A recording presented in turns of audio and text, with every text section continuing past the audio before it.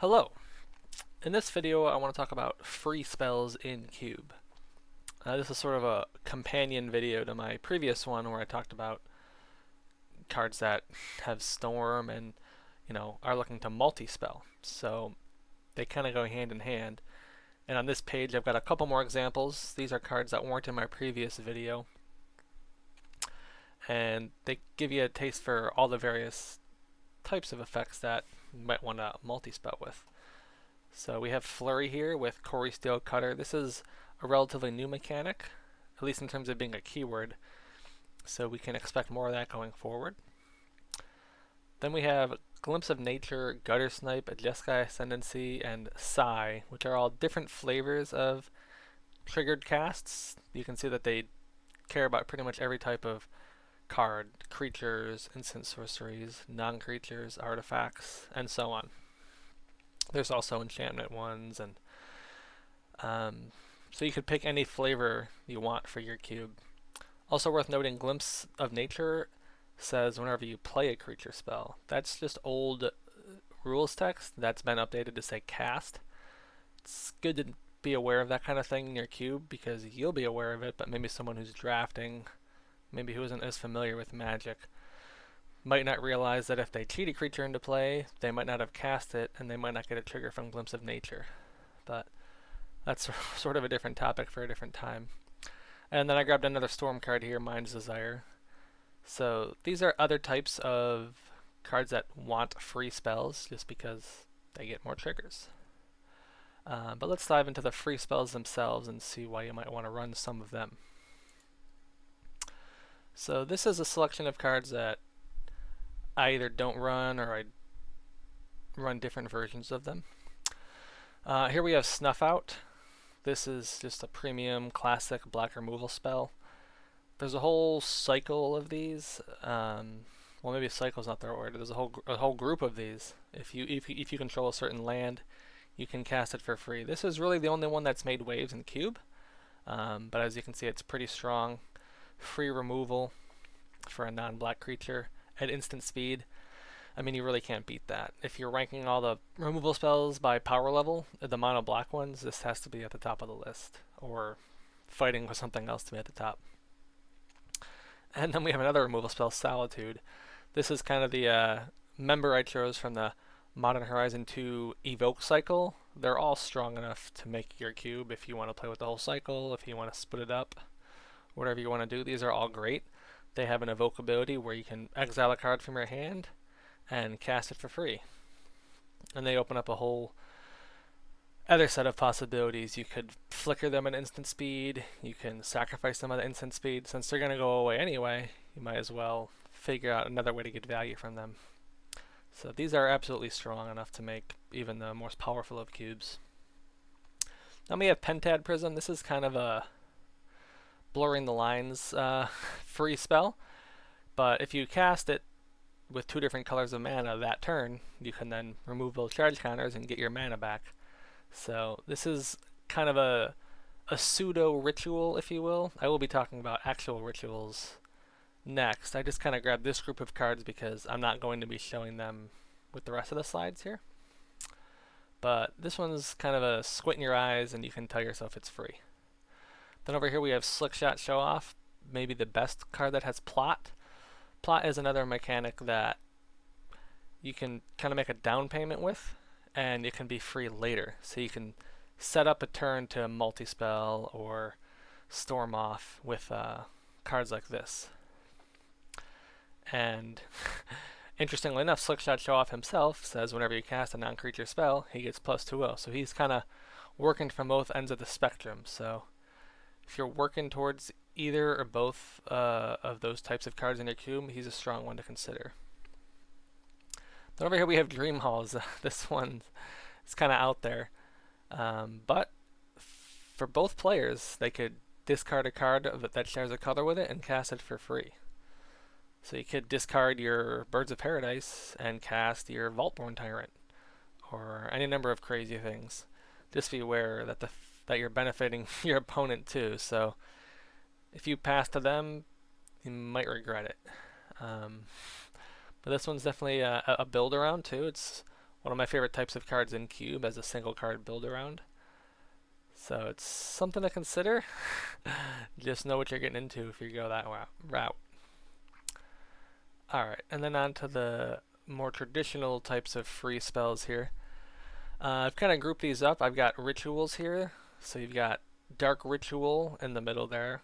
That's maybe the most iconic ritual spell of all time. Perhaps a ritual is named after a dark ritual.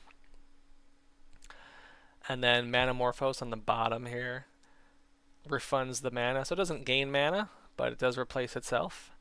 And then Lotus Petal on the left there, same deal. It actually generates some mana. So that's another form of ritual in artifact form. Obviously those are great for just ramping out a play ahead of schedule. Manamorphose also can fix your mana if you're shy on colors, or maybe you're playing 3 or 4 colors and you just need that one source of blue to drop something. And you know, it's a 2 mana instant, so it goes great with Isochron Scepter or any other number of things.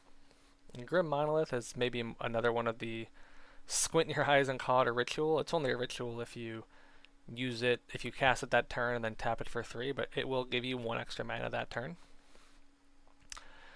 Crop Rotation likewise is, you know, giving you neutral mana, assuming you sack a land that generates 1 mana and then go fetch a land that generates 1 mana. But at the end of the day, this is free, and it's also giving you sacrifice triggers, putting lands into your graveyard, and most importantly, it grabs any land from your deck, puts it into play untapped. So you could grab a Gaia's Cradle, grab a Dark Depths, whatever you're looking for. And then on the top left here we have untappers, most commonly found in blue. These ones, you know, give you other kinds of effects. Snap can bounce a creature essentially for free, and Frantic Search is faithless looting for no mana, assuming you've got 3 mana to begin with. And of course these can even generate excess mana if you have lands that tap for multiple mana or some kind of mana doubler playing effect. But this is probably the most straightforward group of free spells, since they're all, you know, in the ritual class, I would say. And next up we have cards that are either 0 mana, or I put Once Upon a Time here because it didn't really fit anywhere else, so let's talk about that one first. This one is only free if you haven't cast anything else yet, but certainly you could play that as your first spell and, you know, follow it up with some other spells, maybe if you cast it on turn 2 or 3 or 4 or something. But what's nice about Once Upon a Time, obviously, is it kind of fixes your hand. So that's what's nice about it being free is if your opening hand looks a little questionable, you probably won't have to mulligan because this can help you smooth out your draw. Obviously, this one's been kind of a powerhouse in Eternal formats, so it's definitely worth its weight. Then next up I've got 3 X-cost artifact creatures, which technically you could cast them for 0. They'll just die right away, unless you have some kind of other synergy. But they could cost 0, and then they could also bin themselves if you have Goblin Welder or Feldon. Well, maybe not Feldon, but any number of reasons that you'd want an artifact in the graveyard, or maybe a creature dying trigger. But the reason these cards are all good are kind of straightforward. I mean, Hangerback Walker and Walking Ballista are kind of, you know, classics. Hangerback Walker is great if you really care about artifact synergy, since it'll spit out some more artifacts after it dies. Walking Ballista has a great reach and can finish off the opponent. Marketback Walker is in the same vein as these. I mean, it's literally maybe like a, I don't know, a child of Walking Ballista in a sense, but when it dies it can draw you cards, which is, you know, never a bad thing. So I think it's the weakest of the bunch, generally speaking, but it definitely has its place. Then we've got Urza's Bauble and Mishra's Bauble here. I mean, these are just baubles. That's kind of what they do. They cost 0, they kind of replace themselves, and they give you a very, very minor buff. But these obviously go great if you care about casting artifacts or you want to fill up your graveyard. And then we have some Moxes. Not as good as the original Moxen, but they have their places. These are all just, you know, ramp spells. Mox Diamond is nice because it puts a land in the graveyard if you have extra synergies for that. Chromox is maybe less good because it exiles a card, and also it only taps for whatever colors you exiled, so there's cases where Chromox is better. Obviously you might not have a land to discard with Mox Diamond, but they're sort of different flavors of the same sort of thing. And then Mox Opal, you're obviously going to want to be drafting this in an artifact deck. You probably wouldn't even want this in your cube unless you had enough artifact density. But it's obviously quite good if you can get it online early. And you could obviously make this as strong as you want if you want to include artifact lands and stuff like that. So this is kind of another straightforward group. There are obviously a bunch of other zero-cost spells in Magic's history. There's Ornithopter and Memnite and so on. Then we have the Phyrexian mana cards. There's other ones in these, but these are the only ones that cost 1 that are kind of packing a punch in cube. I mean, Gitaxian Probe is just a classic cantrip. Gutshot maybe is a little underplayed these days, but I do think dealing 1 damage at instant speed for no mana is never unwelcome. It can be a combat trick, and there are plenty of creatures running around with 1 toughness. I know creatures are getting better these days, but a lot of them still have 1 toughness, and they can be sniped. Mutagenic Growth is probably the most unexpected of the group to be in a cube, but giving something +2/+2 is not bad for 0 mana, and there's lots of other sidelines this could be good with. Creatures that care about their own power, like Krenko or Sir Vondam. Plus there's cards that might double their power, so if you could give it +2 and then double it, you could, you know, kind of come out of nowhere and smash somebody. Then we have Noxious Revival. This has a lot more play than people realize because you can target either player, so this is kind of a piece of interaction against maybe a Snapcaster Mage or a Reanimator deck or a Torrential Gearhulk. Plenty of things care about graveyards in cube, and this is a way to hate on that. And obviously you can, you know, target yourself. This also has a kind of a multi-card combo. I'm not really a combo player, but you could put this on your Isochron Scepter and then recur an extra turn spell, like Time Warp, over and over. Another thing about Noxious Revival in terms of hating on your opponent's graveyard is, you know, given the board state at the moment, you don't necessarily have to be countering them, but you know that they need to hit into their land drop, and then you just put some 2-drop creature back on top of their deck, ensuring they won't be able to hit into their land drop. So you could kind of slow them down that way. And over here we've got, you know, some cards that are actually part of the same cycle, but these are the main 2 that have made waves in cube, and there's a whole bunch more of these. There's, you know, other cycles like the Force cycle from Modern Horizons, Force of Negation, Force of Despair, and so on. But Force of Will, I mean, it's a classic. It's a defining card in Legacy, and it's the best counterspell ever printed, most likely. It's something you wouldn't want to pay full price for, same with Pyrokinesis, but obviously the beauty of these is that you can get them going for free. Pyrokinesis is another card that I think is a little slept on. It's, you know, 4 damage split up any way you choose. Now, importantly, it can't go face, so it can only affect the board. But, you know, as creatures get better and better, a lot of cubes are creature-centric anyway, so this has some good play. And as we'll see on the next slide, red is probably the premier color, maybe along with blue for free spells.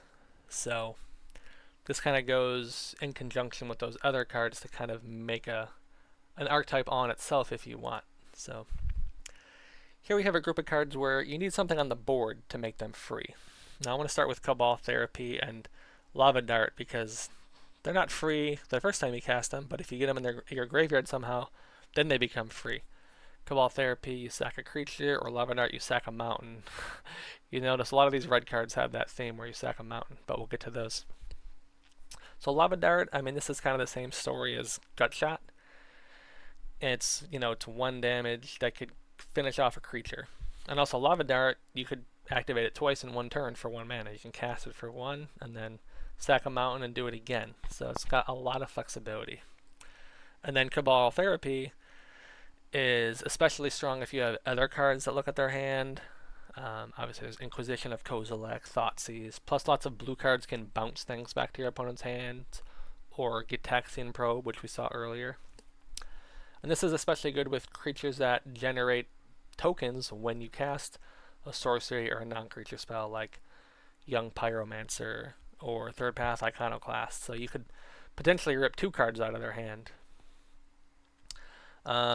Let's talk about those red cards where you sacrifice mountains. So you got Fire Blast here. I mean, this is also a classic. Maybe one of the coolest cards to first pick. If no one knows you've got it, you can snipe them out of nowhere.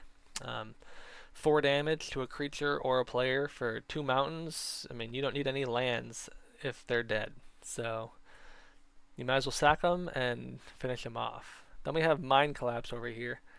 Now this has a little bit more of a conditional free cast. You can only do it on your turn, but it can smash a creature or planeswalker for 5, which is usually enough to get through just about anything.